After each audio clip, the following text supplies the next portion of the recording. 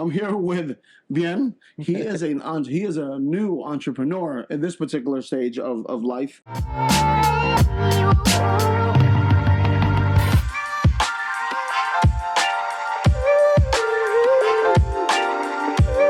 I'm a licensed architect. Architect. Okay. Yeah. I kind of want to pick his brain as to the seed of wanting to do something, and eventually actually taking action and do it. Because a lot of us in the world, including myself, for a very long time, even now, there's certain plans that I want to do, and you always say, "I'm going to do it. I'm going to do it. I'm going to do it." But then what happens?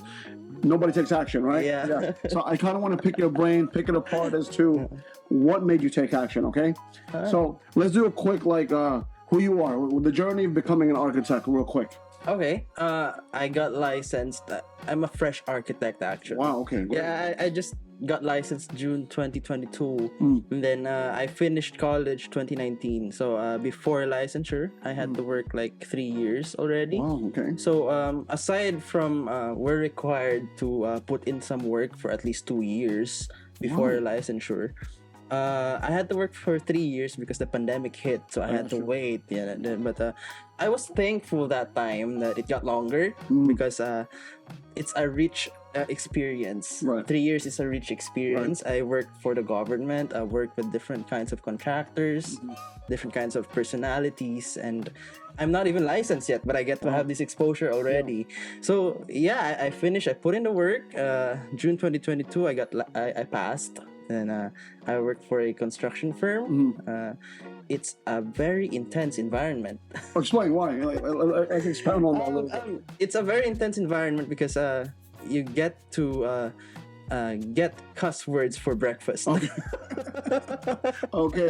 I mean, construction itself is intense, but it's raw. It's raw. Like it's very crispy at 7 a.m. and then you get used to it, and then it's a fit out construction. Fit out means we do the interior finishes. Okay. So we prepare the building for it to be occupied. Okay. Yeah, You're talking about the skeletons up and running already. Yeah. Electricals in there already. Yeah. And you're just all the aesthetics. All the aesthetics, all the finishes, the tiling, and I worked there for like a year, and then it was a fun experience as well. Okay. But I realized that I want to do design work because construction is a bit very technical. Like it's very sciencey, it's very calculated. Yes. Everything has to be planned. But I figured that I'm a creative person, so I want to harness that. That makes sense. Yeah. I mean, if you are, because the civil engineers that we do hire are, as you said, they're very analytical. Yeah. But the very few the architects that do come in, they're very I don't know how to say it, but they have a lot more flavor. The way they approach certain things, it's a different mindset, different approach to a lot of things, and. So I wanted to. Fun fact: we are alumni. We went to the same college. Okay, we went to the same university. But now leading into that journey, or before we get into that journey, why become an architect? Why not a civil engineer? Why an architect? Like, who were you in high school? In high school, I was already like this. That guy who knows everybody and everybody. Very social. I'm very social. Okay. I'm not gonna say I'm famous, but I know a lot of people. You can adapt on all the cliques. Different groups. Okay. Yeah. That was me in high school, but architecture never really came into mind actually. Wow, that's profound. Why? How did it just pop in your life? I wanted to do finance. Oh, so it's a very coming from an analytical world, which is finance, and you're deep in there to more of a free world, free thinking. Okay. Tell me more. Although architecture was like in the third of the list or fourth of the list. Number two, I wanted to do economics. Finance, finance, economics, and I think public administration was also in mind at that time. So, is it fair to say you, in the beginning there, you were on your way to being just like I guess a banker, maybe an investment banker? I wanted to be in corporate because Wow, okay. the reason why is pretty shallow actually. Okay. I just want to be working in suits. Okay.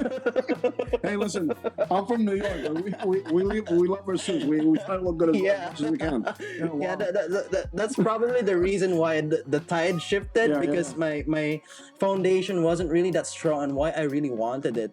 That makes sense. Yeah, Okay. like it's really shifted. And then I discovered that I remember this one high school project.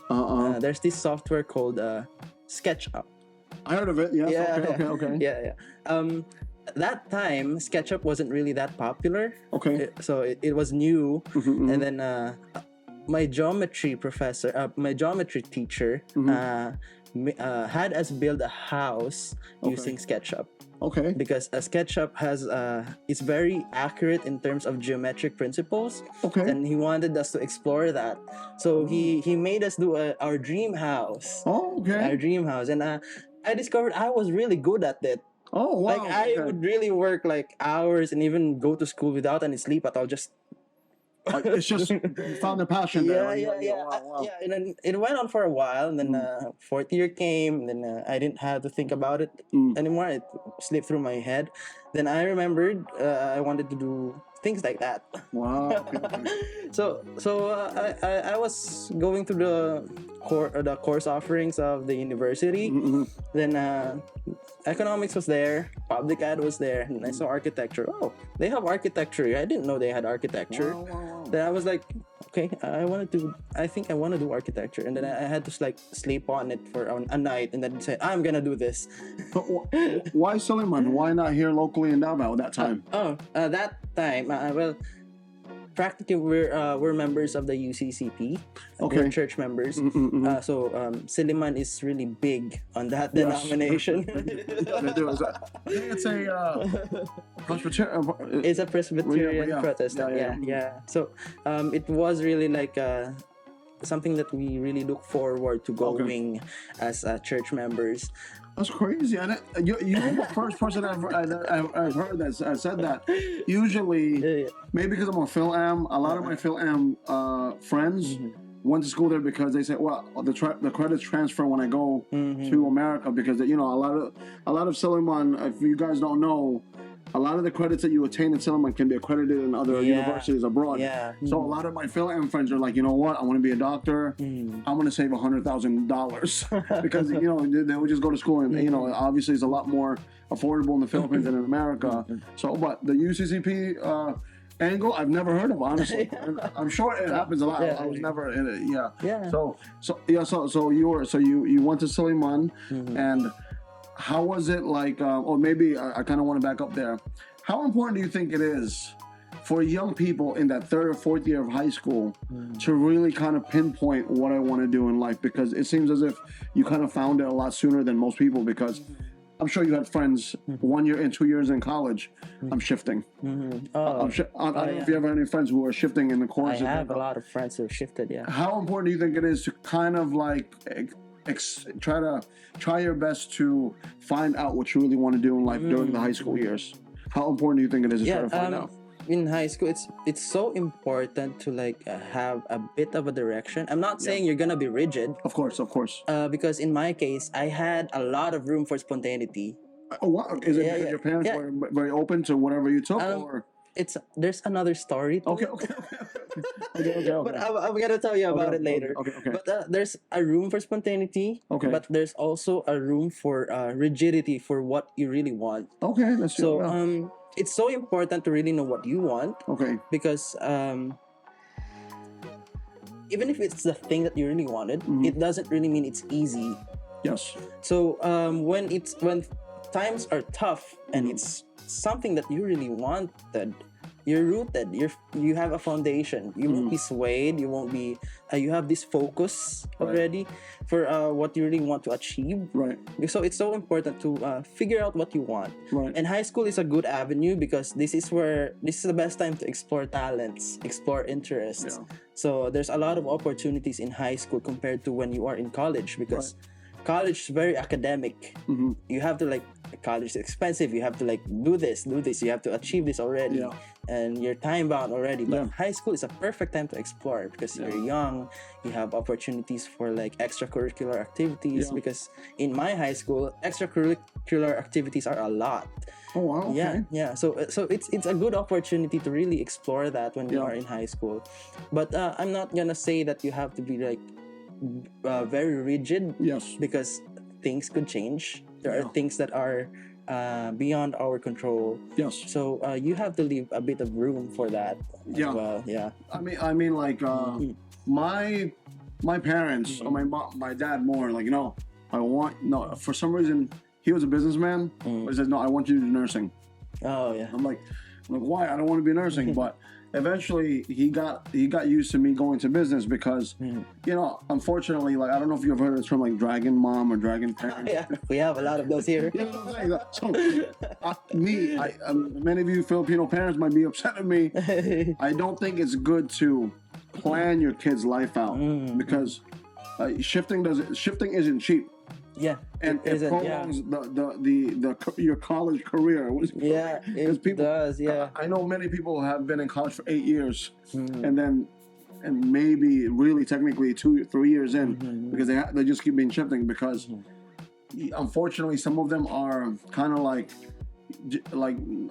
maybe I don't know what the right word is, but they're directed into like, no, you're gonna be Gilsar, because everyone in the family's lawyers. You're gonna be lawyers, and then a lot of my friends end up going to Surigao and so far, like they'll start surfing because they're just so far from like I didn't realize this. I just wanted to be a painter or I just wanted to be something. So I think it's great that you had the freedom to move around and choose at least. Do you kind of want to go into your story as to why you had a lot of openness there? Yeah. Actually, when I went to Siliman to enroll, I was with my dad. Okay. Because it's like a good moment for him. Finally, his kid is going to college, so he was with me that time. Yeah. Then I was with him, and then when we were there, we were fixated on me doing public administration as a course. Yeah. And then that was when the spontaneity happened. Oh, they have an architecture course here. Oh. Then Siliman that time has a long enrollment process. So you understand. So Siliman that time had a long enrollment process. So before I had to be officially enrolled, my dad had to fly back. Yeah. So I wasn't enrolled yet, and then there was one time, I think it was a month after the classes, I told him, Dad, I need money for drafting tools. What? Why do you need drafting tools for? I'm in architecture. What? You didn't tell me. Wow. You didn't tell me. So up until I graduated, he kept saying, if you only told me you're in architecture, I should have sent you to UST or. Wow. But this is really what I really wanted. It was something that I wanted to try out, and I know I could be in it. I could do it. Yeah. And then I'm an architect. You gotta fold them. You fold them. So how was your stay in Dumaguete? I always promote Dumaguete because I'm from Dumaguete, right? So to the local Davaoeños here, right? But are you originally from Davao City? I am from Davao. Yeah. Parents as well? Yeah. How was your experience in Dumaguete? Well, my Dumaguete experience was rich. Really? Tell me more. Well, in Dumaguete, of course, I'm living there's a bit of independence right there because I'm far away. Yeah, of course, yeah. And then that was also like the good time for me to like discover a lot of myself. And then that's where I also discovered that I'm leaning towards there's a creative side in me. Okay. So Dumaguete is like a really creative place. There's a lot of artists in Dumaguete. Yeah, a lot of people don't realize, like in Dumaguete, there's a lot of artists and people just like there's a lot of artists in Dumaguete. Yeah. So like that was a time that I explored that there's a creative side in me. I've met a lot of people, and what's nice about Dumaguete is like there's wherever you come from, there's always that common ground. Yes. That common ground is like you are far away from your home. Yeah. That's why Siliman, that's your home away from home. That's It what is, I yeah. always say. Yeah. Because your common ground is that everyone is from far away. Yeah. Everyone had a point in their stay there that they were homesick. Yes. They also had that urge to explore things about themselves that they didn't know before. So I met a lot of people. I had things in common with them, even if they're from Luzon, even if they're from Visayas, or they're from even Davao. Wow. So, Okay. So that was a nice experience because when I was here, although I was sociable, but I felt like there's a bit more reservations. Yes. More. Yeah. Yeah, More compared. conservative. You're more conserved here. Yeah. Over there is more Over like there. because you're away from your Yeah. hometown. So Yeah. it's like Las Vegas, right? Yeah. Yeah. So there's met a lot of people, and the org life in Siliman is really good. Yeah. So some people fraternities and sororities could come as taboo. Yeah. But yeah. I told myself I'm gonna try. I'm not gonna say it's bad unless I'm there. Yeah. Yeah, so I tried, and I've been in the fraternity already. Wow. Okay. So okay. until now, I'm still connected to them. It's not so bad at all.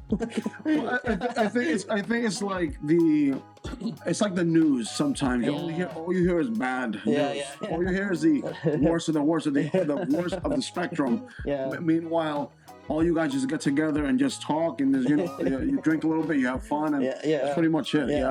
Yeah. I mean, now you're the only person I know that has been to Dumaguete. Which nightlife is booming, Davao or Dumaguete? What's your opinion on there? Oh, it's a different scene actually. Yeah, explain that. I don't know about now in Dumaguete. I haven't It's been nuts there. now. I just came back there like a few months ago. I don't know the night scene there now. I think it's evolving. But back when I was there, in Dumaguete, music is big there. It is. Yeah, music is big there. Yeah. I don't know about Davao, but when you are in Dumaguete, and you look for artists and musicians, they're very explicit. Yes. You find them right away. That's people don't realize that. I think Davao is because Davao is so vast. A lot of the talents are shifted around in different parts of Davao City. Dumaguete, especially like the Boulevard. I don't know. Every bar has a band going, and it's all noise pollution at the end of the day, unless you're physically in front of them. But if you're on the Boulevard, like just walking on the Boulevard, it just sounds like everybody's going on it. But definitely speaking, like the music scene over there, there's a lot of, like I said, there's a lot of creatives here. Yeah. Although I am a bit older and I don't go to clubs here, some of the employees do show me like what Echelon looks like, what pregame looks like. I'm like, you're not gonna see me there. This is not my vibe anymore. I'm in more like a lounge type setting and stuff like that. Let's go into. So you did 3 years as a architect. When was it where you were like, okay, it's time for me to do my own business, or was that always the game plan for you? It wasn't the game plan at first because I still had remnants of those that urge to be in corporate. Okay. So I still wanted that. I still wanted to be in a suit. Okay. Yeah. Then, after I got licensed, I'm up and coming about 2 years of being licensed already. Okay. So I'm about to be 2 years as a licensed architect, and within that 2-year time frame, I discovered that I had to let go of like 2 companies already. Wow. Okay. Like I had to quit already for like 2. So that's like a quick span. That's a quick within the 2 years. Within 2 years, yeah. So that's a quick turnaround. So I figured, is there something wrong with me that? Right. So why can't I make it into one company? What at least for 2 years or 3 already? But I realized that I think I wanna try being out of corporate for a while. Okay. So, because I personally value a bit of freedom. Yes. Like it's not necessarily an absolute freedom. You still have to put in the work. Of course. But I wanted to like take control for once. Yeah. Like because maybe it will work that way. Mm-hmm. So I had to jump. Yeah. I had to jump on it, take a risk, because there's no other time better than now. Yes. Because right now I'm still young. Yeah. I don't have a family of You my can mess own up yet. now. I can say, yeah, if there's any mistake, I could do it now. Yeah. Because I think I'm embracing mistakes already. Yeah. So now's the perfect time. So I had to like jump. And before I was doing it on the side. Okay. I was doing it on the side, and Like freelancing a bit here. freelancing Okay, a bit, and then I realized, inquiries are coming in. I'm getting. Your name's getting out there. Yeah, referrals are there. Although it's not necessarily stable at the moment yet. I'm starting out. Yeah. But, I think I have a runway already. I can. I just need to harness that momentum, and then one big factor there is that I cannot harness that momentum if 8 hours of my day is dedicated to someone else. Yes. So I had to like focus. So since I have a runway, I have clients already. There's something that I could work with. I wanna do that 8 hours. I want to take back that 8 hours and then focus on it, and then harness that momentum, get into it, and eventually, who knows what would happen in the next year. So I do kind of want to get in your brain a little bit, like. The moment of, you know what, I don't want to work for a company anymore, I want to do my own. How scary or how comfortable were you to be like, you know what, that's it, me, Giancarlo, I'm going to do my own thing now. Like, how are those emotions when you actually said, I'm going to take action and do this? It's scary. Yeah, expound more. Like it's scary as hell. I think a lot of people really need to understand that fear of loss, all those emotions going through. It might take months, like before, because how long were you thinking about doing it on your own before? Like how long that transition go for you? Was it months, weeks? Yeah.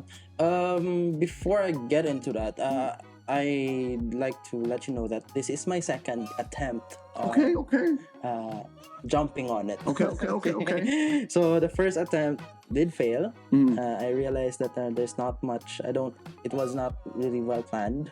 Right. As compared to what I did now. There's not much thought on it, but I learned a lot. Right. I learned a lot, so I'm trying it out again now. Okay. So when it comes to the fear, it's always there. Yeah. I know it. It was very scary because as young as I am, I have bills to pay.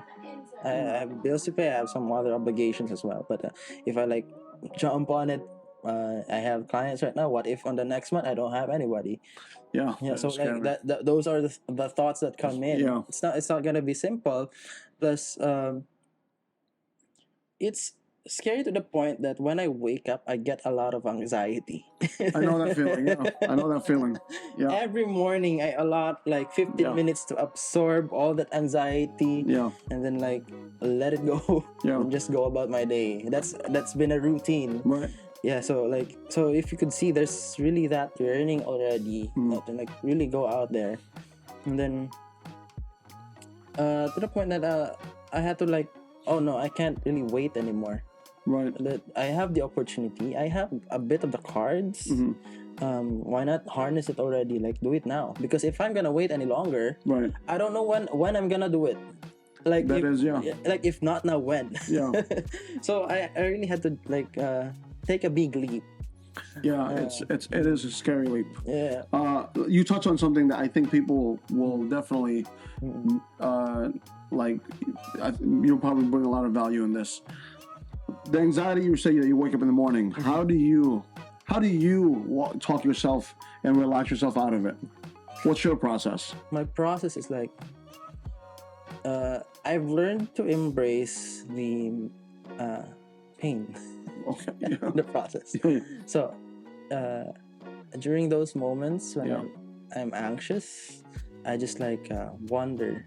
I just absorb it, and then like because that's what I think we all should do throughout the process. It's just that on that time, it's a micro version of it.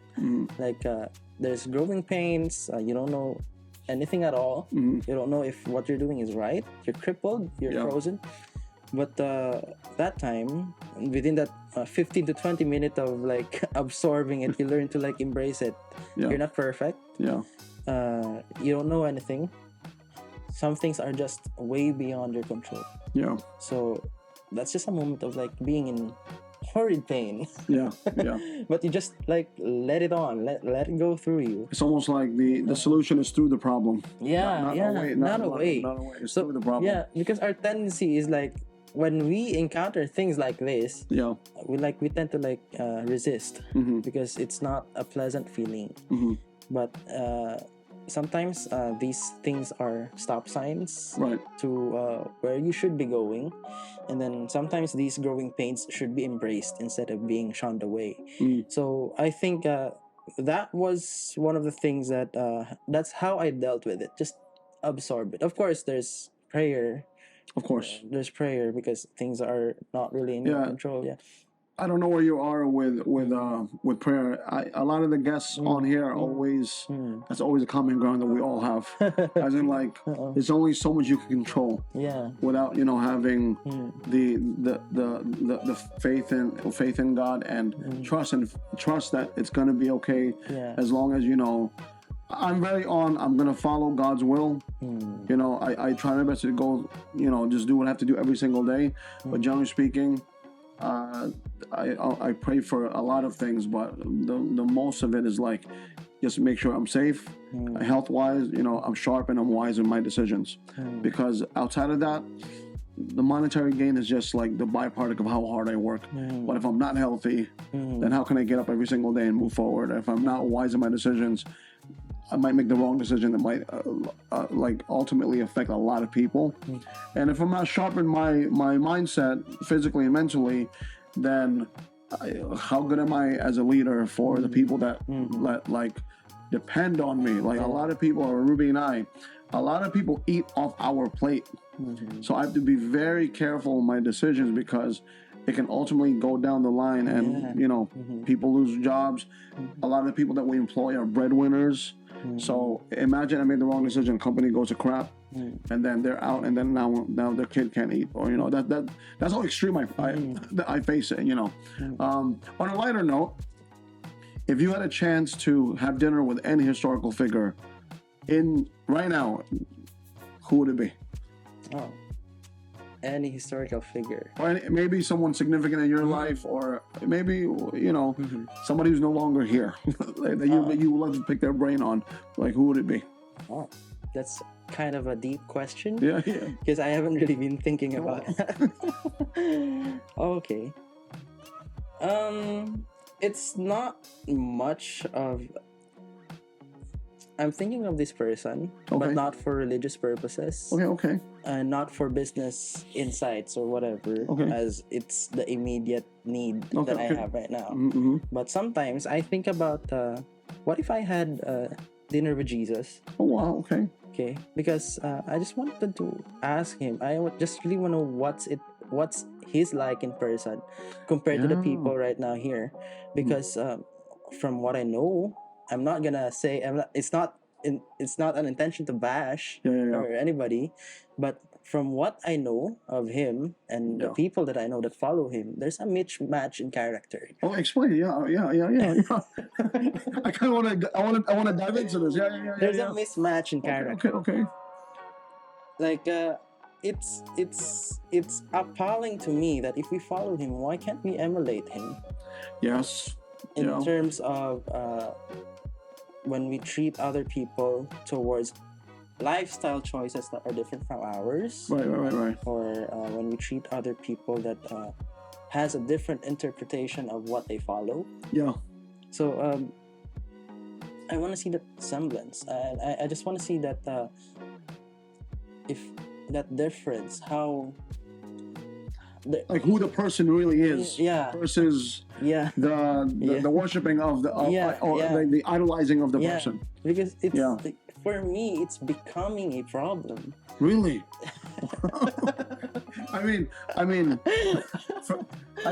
For me, if I were to, I would just like to pick. If I were to have a dinner or lunch with Jesus, I understand from from readings from if you look at the Bible as a historical as a history book, he's a pretty radical guy. He's kind of like, obviously he was a blasphemer to the Jews, right? Yeah. Even though he was Jew, right? So I know that to a great degree. He was like a radical guy, went against the grain. Yeah. Why else would they crucify him? You know what I'm saying?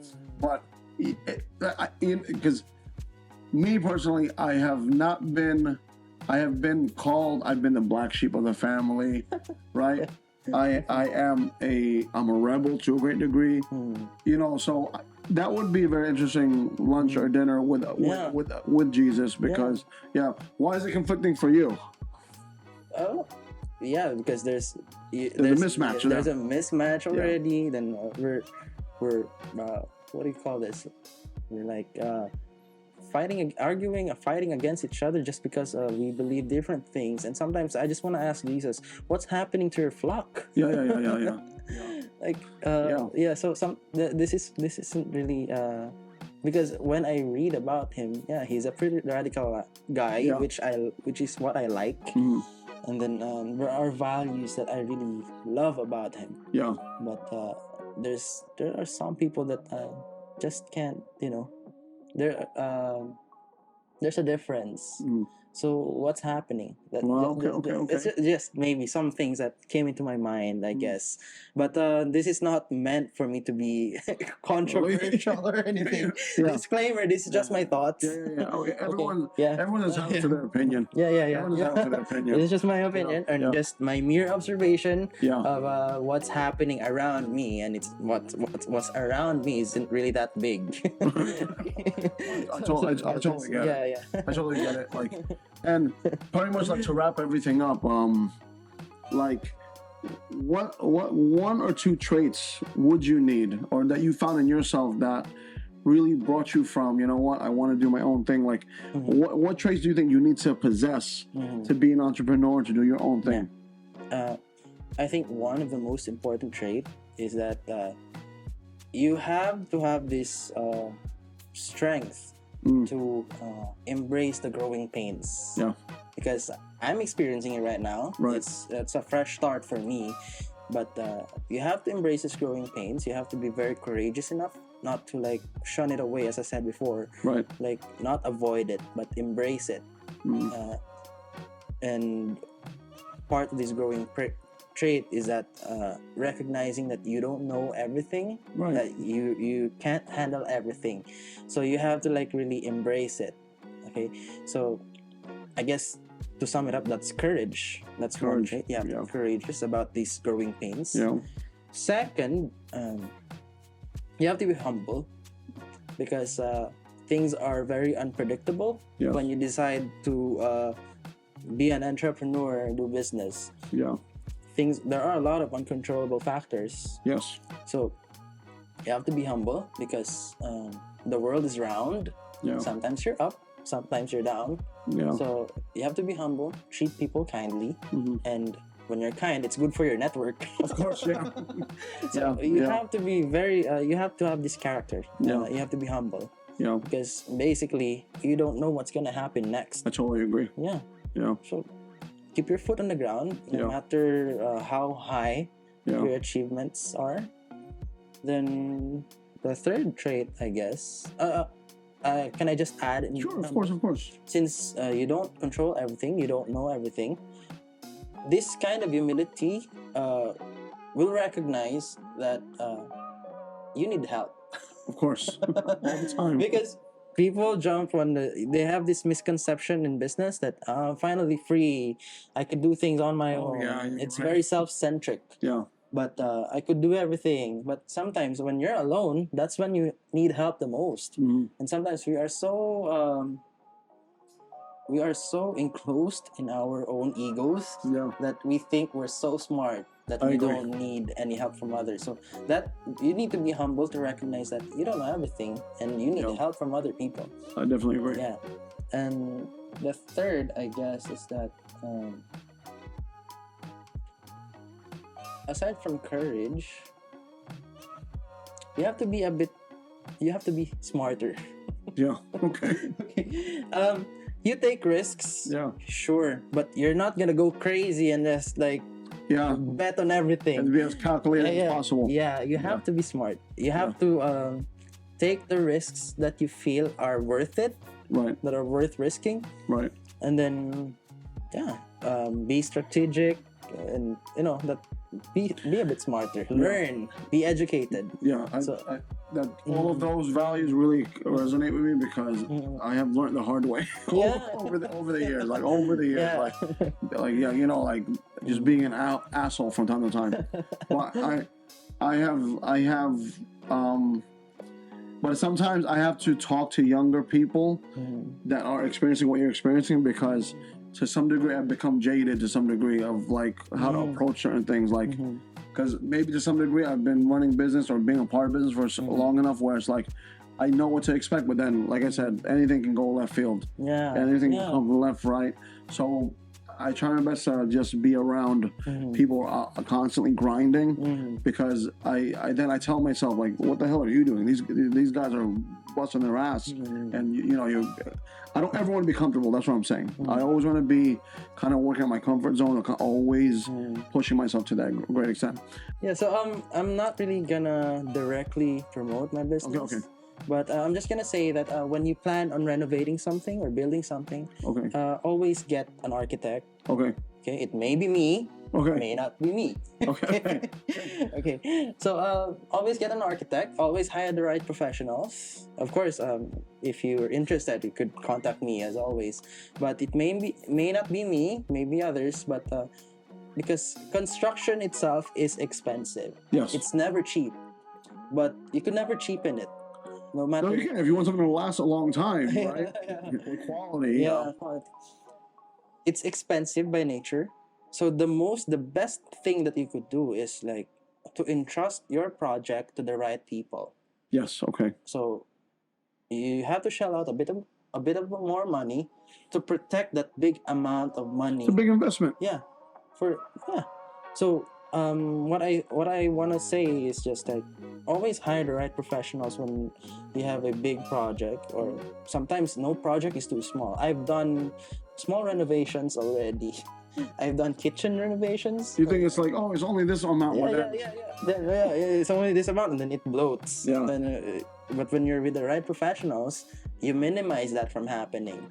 So maybe when you have, that's what I want to say. When you want to renovate, you want to build things, you want to elevate your spaces. Right.